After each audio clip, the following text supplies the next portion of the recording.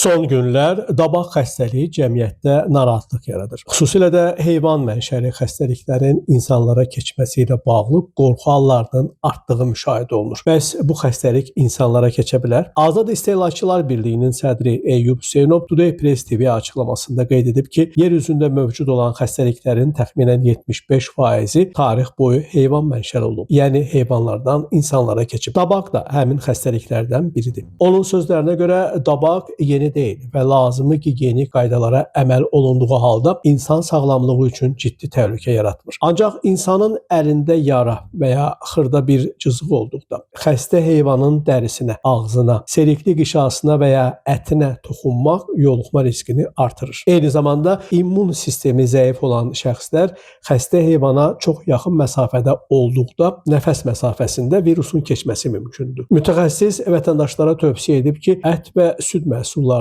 alarkən ehtiyatlı davransınlar, lakin panikaya qapılmasınlar. Sadəcə bu məhsullar mütləq şəkildə yaxşı bişirilməli və ya qaynadılmalıdır. Yüksək temperaturda bişirilən və ya qaynadılan ət və süd məhsullarında dabaq virusu məhv olur. Buna görə də kifayət qədər istilikdə emal olunan məhsullardan istifadə etmək tam təhlükəsizdir. Türkan İskəndərli, Namiq Abbasov, Today Press TV.